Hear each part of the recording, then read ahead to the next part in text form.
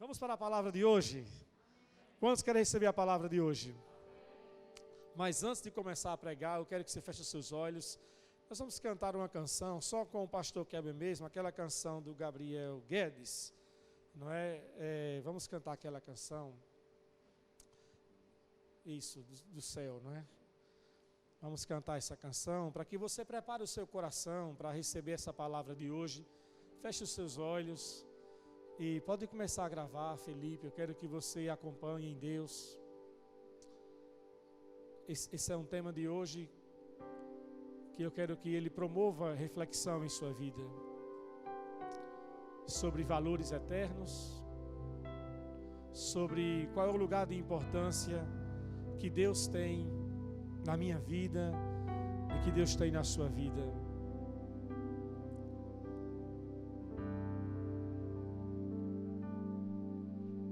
Não vou me apegar com as coisas daqui, pois eu sei ao lugar que me espera. Estrangeiro eu sou, o meu lar é o céu. Meu Jesus vem buscar a sua noiva. Ele virá no piscar de olhar. Quem estiver pronto com ele irá, na sua glória com ele morar. Ele vem, não mais tristezas, não mais temor. Junto com os anjos cantar eu vou, digno é o Cordeiro que se entregou. Ele vem. Sim, Espírito Santo, preparamos o nosso coração para receber essa palavra, pois nós consideramos o Senhor nessa noite. Consideramos o Senhor como prioridade absoluta em nossa vida. Traz nessa noite uma abertura dos olhos, do coração de cada pessoa que é alcançado por essa palavra, quer ela esteja aqui no presencial ou que talvez nos acompanhe pela internet, pelo nosso canal no YouTube. Que cada uma dessas pessoas tenha os olhos do coração iluminados para receber essa revelação da palavra em seu coração. No poderoso nome de Jesus, os irmãos dizem amém. Queridos, o tema dessa noite é Deus. Nós temos aqui Deus. Qual o lugar de importância que Ele tem em minha vida? Repitam todos comigo: Deus. Qual o lugar de importância Ele tem em minha vida? Essa ministração ela começa com uma pergunta, com um questionamento. E eu pergunto para você, e também eu faço essa pergunta para mim mesmo: Deus, qual é o lugar de importância que Ele tem na minha vida? Qual é o lugar de importância que Ele tem na sua vida? Certamente, quando nós pensamos sobre isso, algumas pessoas prontamente dizem bem assim: não, Deus, Ele é tudo na minha vida. E bom seria que se realmente Ele fosse tudo mesmo. Mas nós vamos ver hoje alguns exemplos na Bíblia e faremos a aplicação também em nossa vida desses exemplos que vamos expor pela palavra de Deus, de que não basta simplesmente você falar e dizer: ah não, mas Deus, Ele é tudo na minha vida. Tem gente que bate no peito e fala: sem Deus eu não sou nada. O que é Deus? Não, Deus, Ele é meu chão, Deus, Ele é tudo para mim. Mas muitas vezes isso não passa de uma simples palavra, somente com a boca, mas que na verdade o coração e sobretudo as atitudes não são condizentes com aquilo que a pessoa até afirma. E eu quero que você entenda isso hoje, porque ter Deus na nossa vida, um lugar de importância, é dar para Ele tudo, irmãos. É dar tudo para Ele. E nós temos aqui o Salmo 73, versículo 25. dizendo bem assim, é um salmo que é Asaf quem escreve esse salmo, e ele diz bem assim no capítulo 23, Salmo 23, 73, no versículo 25, ele diz bem assim: quem mais eu tenho no céu, senão quem, amados? Senão a ti. Salmo 73, 25. Eu te desejo mais que qualquer coisa nesta terra. Amém? A minha saúde pode acabar e o meu espírito fraquejar, mas Deus continua sendo a força do meu coração. Ele é minha possessão para sempre. Diga aleluia. Diga: Deus, Ele é tudo para a minha vida. Irmãos, o salmista aqui, Asaf, se você começar a ler o versículo 1 do Salmo 73, ele começa dizendo bem assim, olha que coisa interessante, que conflito Asaf estava passando. Ele diz bem assim, no versículo 1, certamente Deus é bom para Israel, para os que têm um coração puro. Certo ou errado isso? Certo. Ele disse assim, Deus é bom para Israel.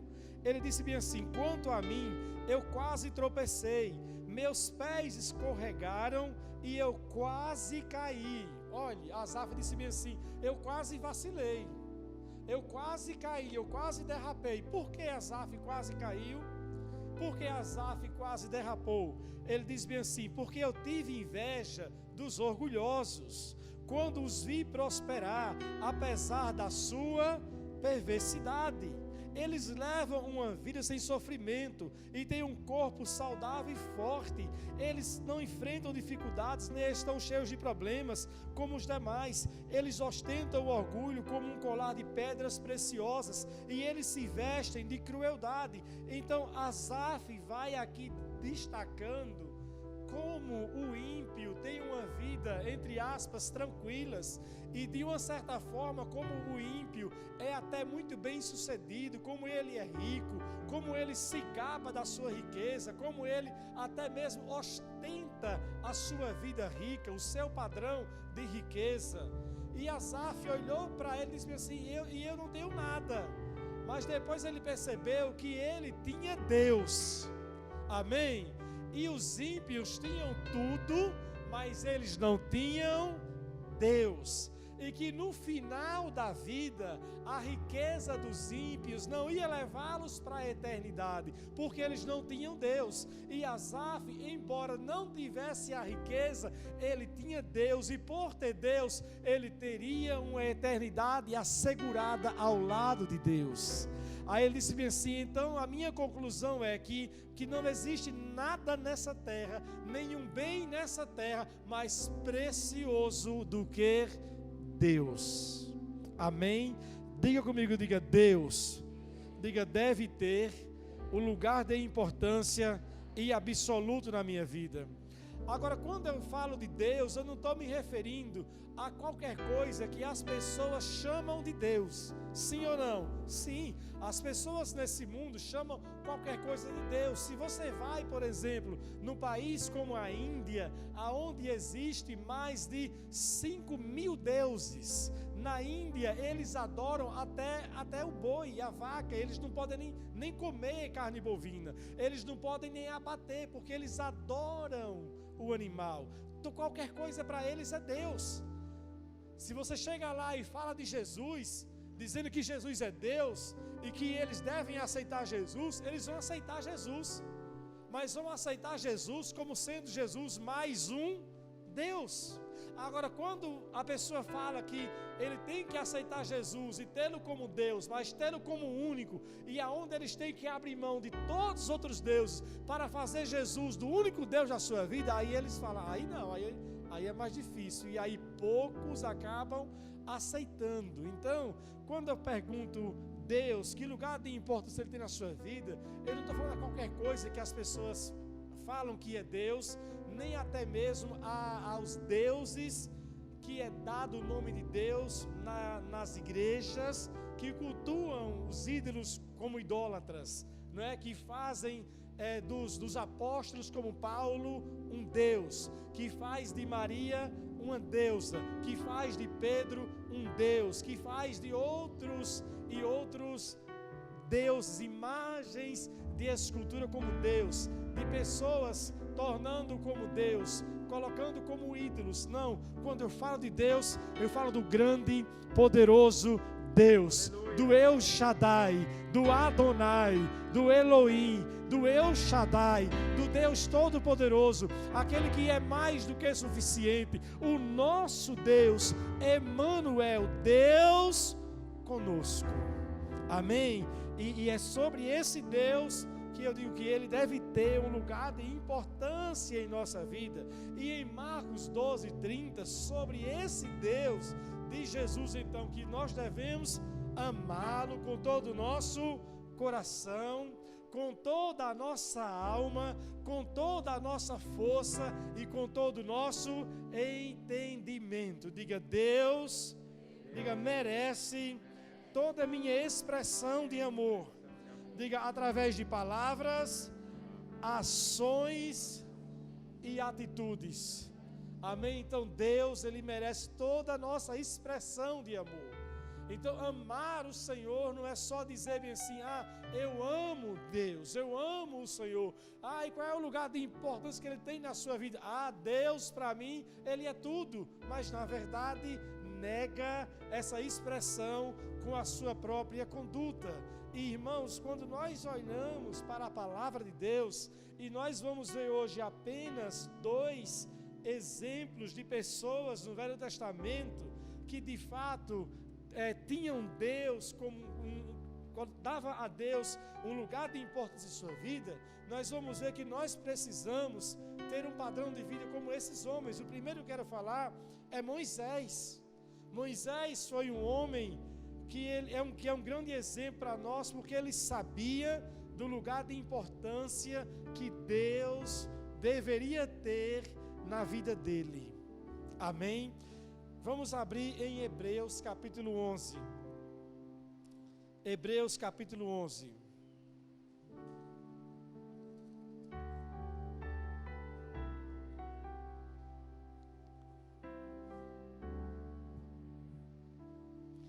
O que é que diz aqui em Hebreus capítulo 11, versículo 24? Diz bem assim, olha, pela fé, quem já encontrou, diga amém. Diz bem assim, pela fé, Moisés, já o que, irmãos? Já adulto, recusou ser chamado, o que, amados?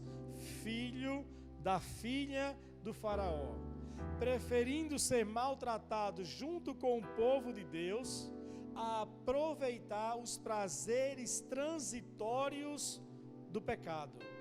Considerou melhor sofrer por causa de que, amados? Por causa do que Cristo, do que possuir os tesouros do Egito. Esse foi quem? Moisés. Diga comigo, Moisés. Repita mais alto, diga Moisés. Sobre dar para Deus o lugar de importância na sua vida. Agora é interessante que diz bem assim, Moisés já adulto. Então isso mostra que nesse ponto em que Moisés já estava adulto, era porque ele agora já tinha uma certa maturidade. Porque Moisés ele foi criado na casa de Faraó como se ele fosse filho da filha de Faraó, como se ele fosse neto do próprio Faraó. Então Moisés, ele gozava de um privilégio muito grande. Ele foi crescendo e até sendo preparado, talvez, até mesmo para assumir o trono. Moisés, ele foi sendo preparado com toda a cultura que foi sendo passada para ele, com toda uma perspectiva de alguém que teria uma posição muito grande. Só que Moisés, ele foi criado mesmo pela sua mãe. A sua mãe estava perto dele, Joquebede. E essa mulher, mesmo Moisés recebendo toda a cultura que ele recebia do Egito, a sua mãe conseguia preservar no coração de Moisés os valores que Moisés deveria ter. ela com certeza permanecia inculcando para Moisés quem era Deus para Moisés, mostrando para Moisés a verdadeira identidade dele, mostrando para Moisés que ele era um hebreu, que ele não era um cidadão egípcio, ele estava no Egito, mas ele era um hebreu. Então a sua mãe exercia um papel de influência muito grande para que Moisés, mesmo usufruindo de tudo aquilo que estava à sua volta, ele não poderia se deixar influenciar, porque ele era um hebreu. Ele, como hebreu, ele devia considerar Deus, o grande El Shaddai, o Deus Todo-Poderoso, como o grande Deus da sua vida. E esse é um papel muito importante dentro de uma família, que não só a mãe como o pai tem a fazer, mas falaremos sobre isso no seminário sobre família que nós vamos ter aqui na igreja. Por ora, eu quero que vocês enxerguem que Moisés, ele cresceu com essa identidade sendo colocada nele, até que ele então se tornou maduro, e ele disse bem assim: tudo bem, eu estou aqui nessa condição, mas os meus irmãos estão sofrendo, eles estão em uma condição pior, eles estão como escravos. Então Moisés, ele decide abrir mão daquela condição para abraçar o plano que Deus já estava colocando em seu coração. Deus já estava indicando no coração de Moisés, já estava apontando no coração dele que ele seria um libertador. Então Moisés, na verdade, ele só agiu da maneira errada e na hora errada, mas o chamado já estava latente no coração dele, e ele já estava entendendo que seria melhor ele viver como escravo, como um seu povo, do que ele continuar no Egito, mas abrir mão de Deus, do grande Deus da vida dele. E quando Moisés então torna-se o libertador do Egito, dos hebreus do Egito, quando ele então está caminhando com o povo no deserto, experimentando milagres, experimentando provisão, vendo o agir de Deus, a mão de Deus, o poder de Deus, chega um momento interessante em Êxodo capítulo 33, aonde o Senhor diz assim: Moisés, você vai conduzir esse povo adiante, você vai levá-los à terra da promessa, o meu anjo vai com você, ele vai no seu caminho, a nuvem está sobre você, a coluna de fogo está cercando você, tudo isso vai lhe acompanhar. E aí Moisés diz o quê? Senhor, se a sua presença não for comigo, não me faça sair deste lugar. Eu prefiro ficar neste lugar aqui no deserto, com a sua presença, a ter que entrar em Canaã sem a sua presença.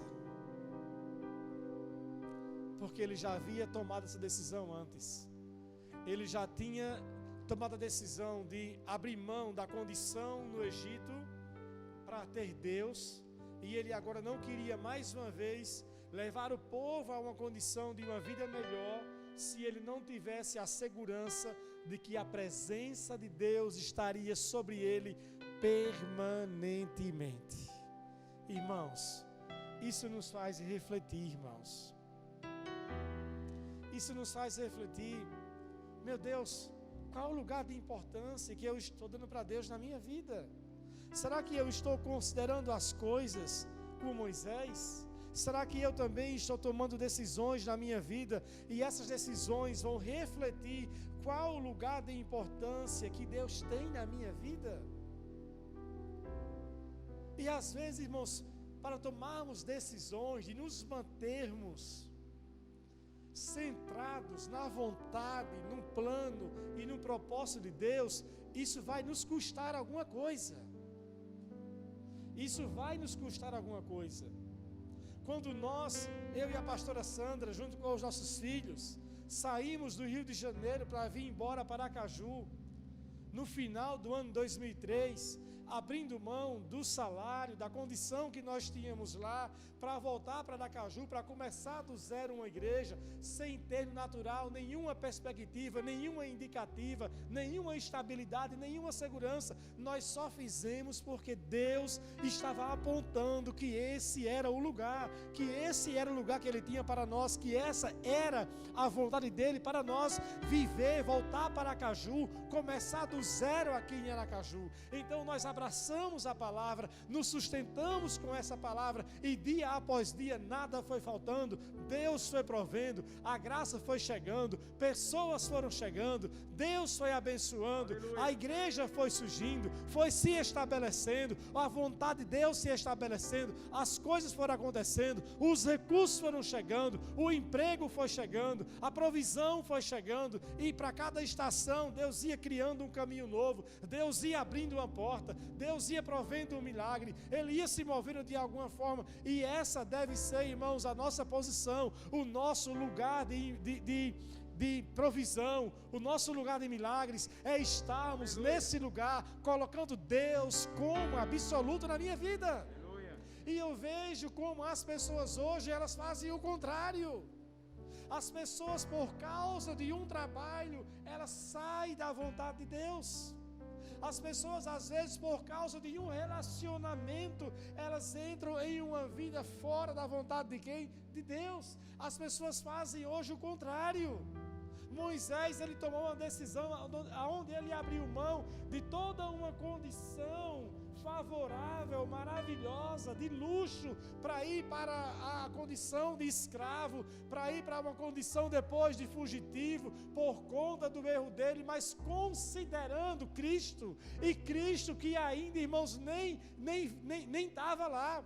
Cristo nem tinha nem chegado, Moisés nem tinha ouvido falar de Cristo, ele tinha apenas indicações em seu coração a respeito do Cristo, a respeito do Messias, daquilo que a sua mãe havia passado para ele, daquilo que a sua mãe havia indicado para ele. A sua mãe colocou um sopro de esperança em seu coração, ela colocou um sopro de influência sobre ele, indicando para ele que um dia essa condição de escravidão ia acabar, porque Deus havia falado com Abraão que a escravidão ia perdurar por 400 anos, e depois disso Deus ia mover a mão dele para tirar o povo da condição de escravo. E Moisés então disse bem assim: quando isso acontecer, eu não quero estar no palácio, eu quero estar lá, porque eu quero sair com o meu povo, eu quero ir com o meu povo. Ele nem imaginava que ele seria o líder, que ele seria a pessoa que estaria à frente, mas ele abriu mão apenas para dizer assim: olha, Deus, o Senhor tem um lugar de importância absoluto na minha vida.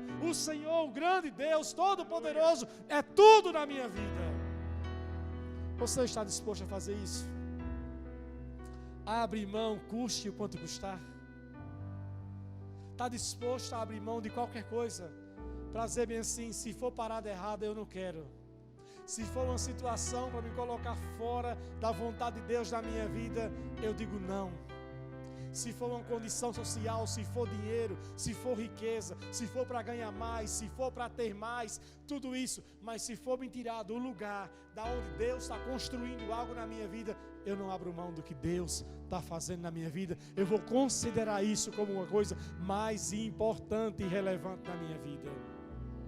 Sabe por quê? Sem Ele, lá na frente, a pessoa perde tudo, irmãos. Perde tudo. Diga: eu vou considerar. Diga: a presença de Deus como algo mais importante na minha vida. Por que Moisés considerou a presença de Deus como algo, a ele chegar a esse ponto e dizer bem assim: se o Senhor não for comigo, não me faça sair desse lugar? É porque ele já havia provado da presença de Deus. Você já provou da presença de Deus? Você já provou dela, irmãos? Irmãos, não tem como a gente provar desse ambiente aqui.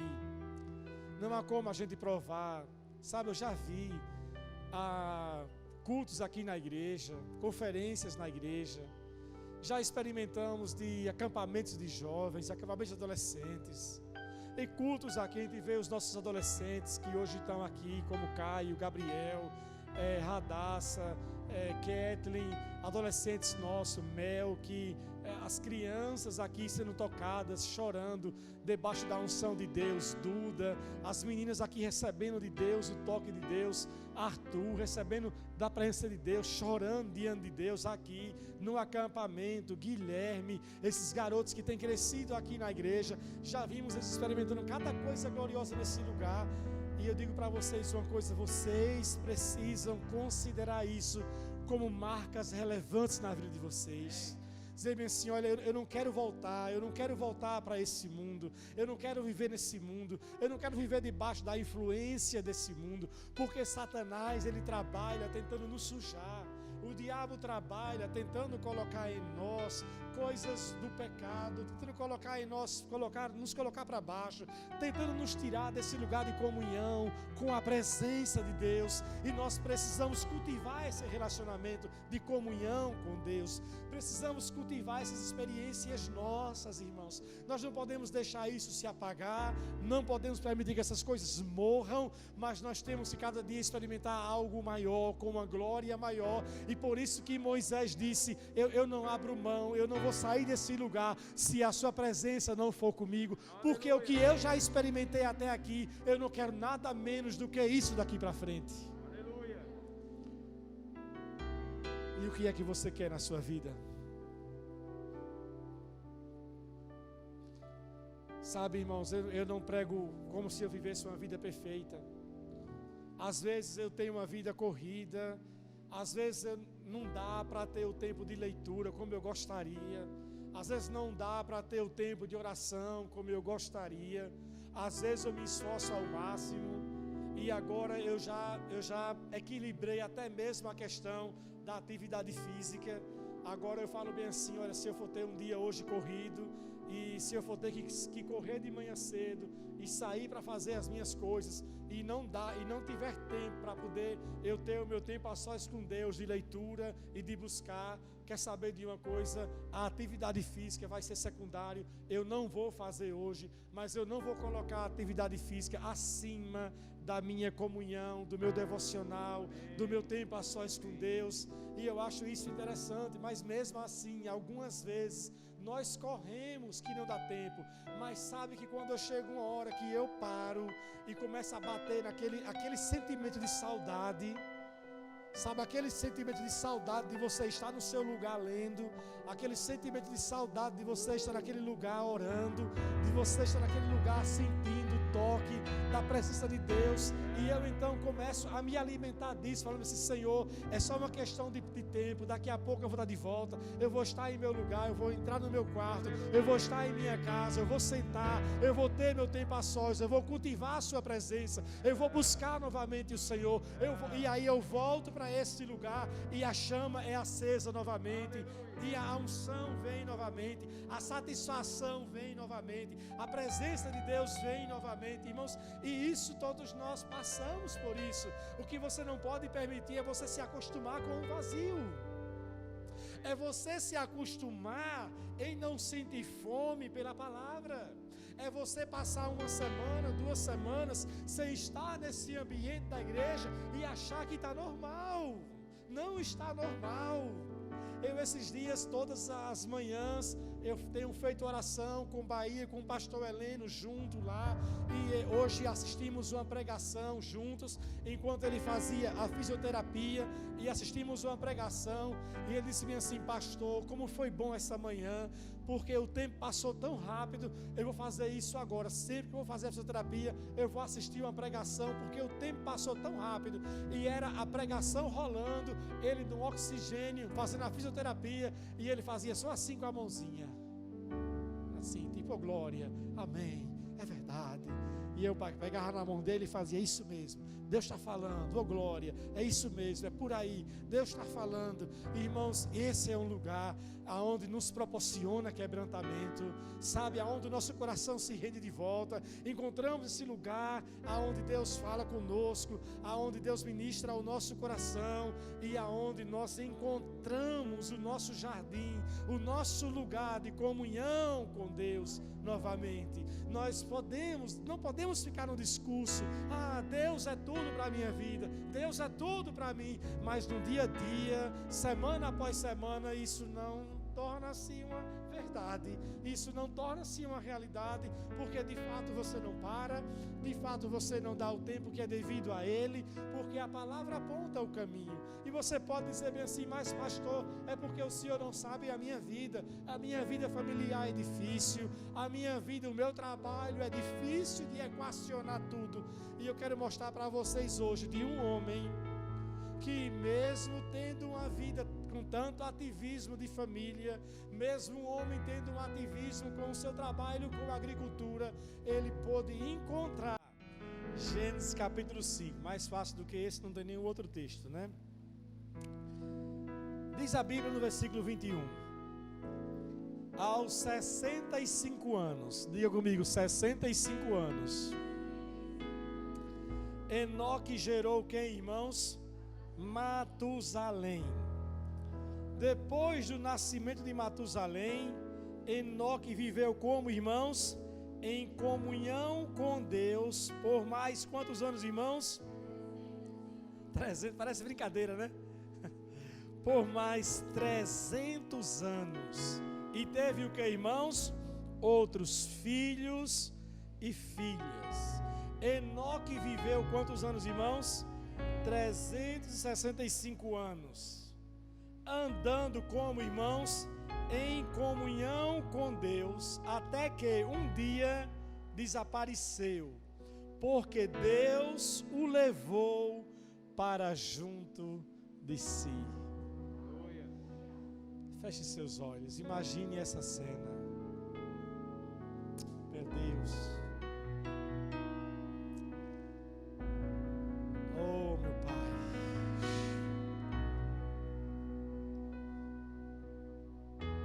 Que comunhão deve ter sido essa, Pai? Que nível intenso de comunhão deve ter sido esse de Enoque, Senhor. Meu Deus.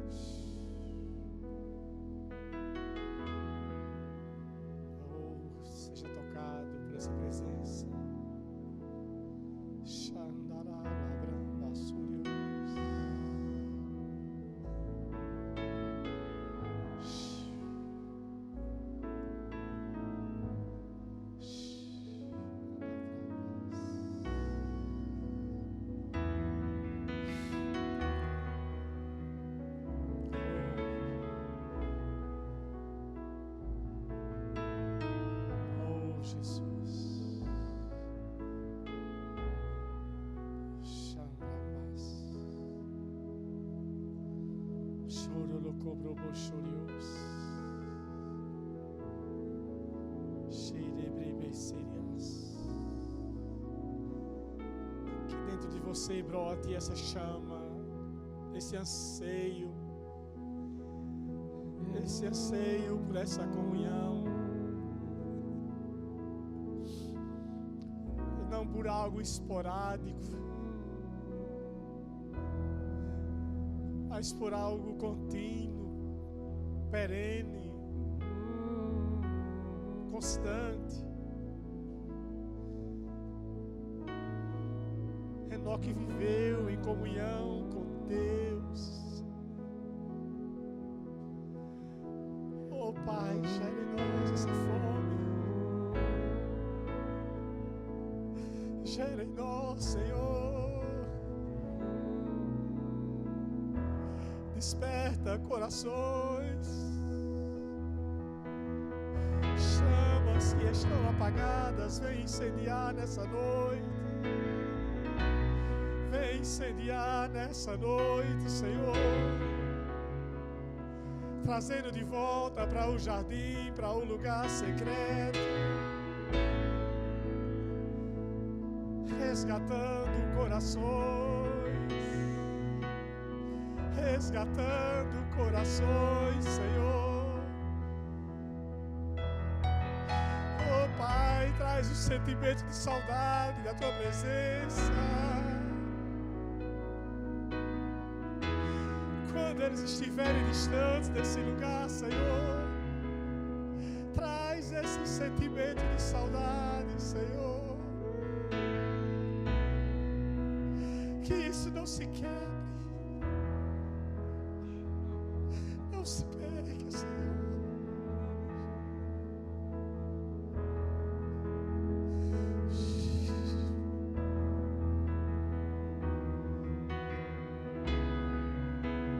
Traz de volta, Senhor. Traz de volta, Senhor. Traz de volta com o Teu amor, quebrando cadeias que cercam, removendo condenação. Estabelece, Senhor, este lugar. Estabelece, Pai. Oh, Shabrabassara Catarás.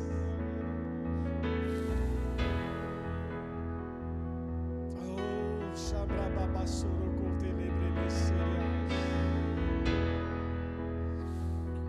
Shabrabassoro Cotaralabrambachore Quebrandaralaranarababas.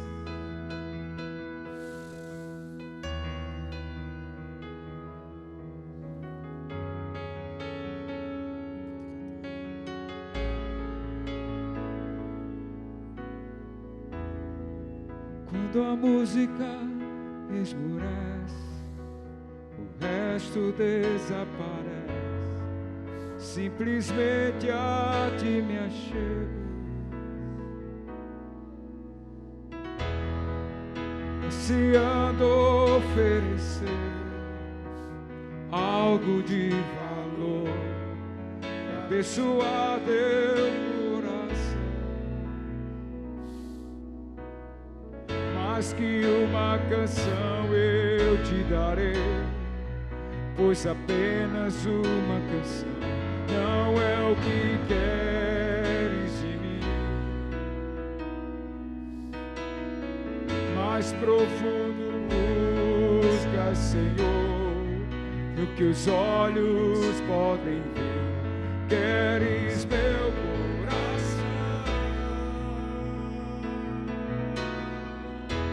Estou voltando à essência da adoração. A essência és tu, a essência és tu, Jesus. Oh, me perdoa pelo que eu fiz dela.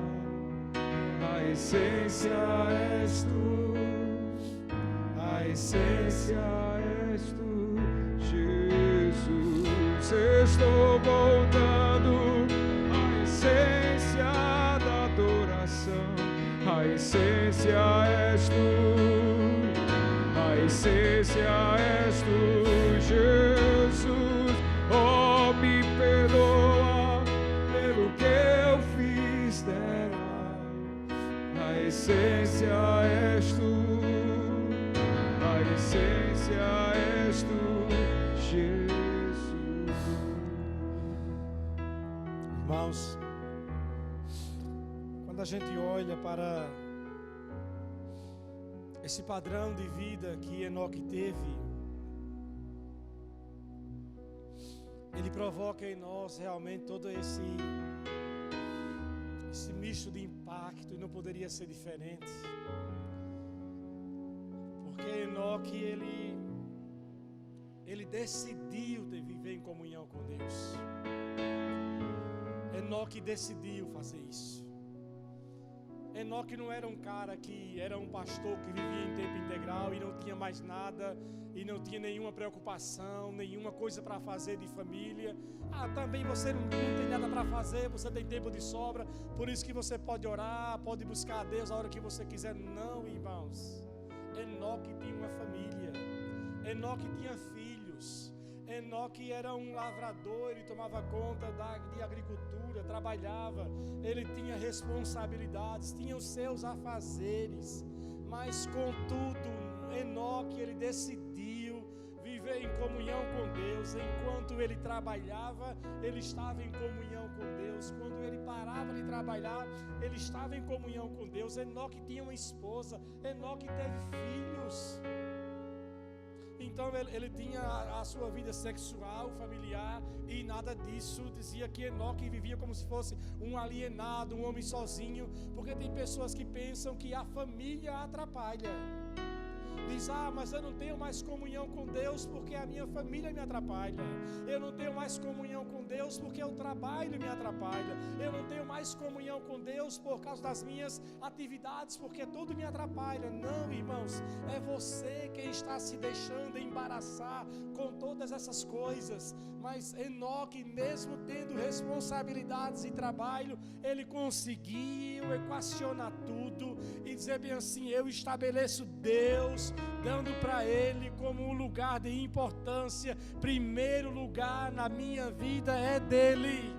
Eu sou dele, tudo parte dele, tudo que eu tenho é dele. Então é ele quem dirige, é ele quem guia. Eu posso fazer qualquer coisa, mas nada vai me tirar da comunhão com Deus. E ele viveu de uma maneira tão intencional, ele viveu de uma maneira tão íntima com Deus, irmãos, que naquela época viver somente 365 anos era pouco. Mas Enoque não viveu só isso, porque Enoque não morreu. Esse foi o seu tempo de vida na terra, porque a Bíblia diz que um dado dia Deus o tomou para si.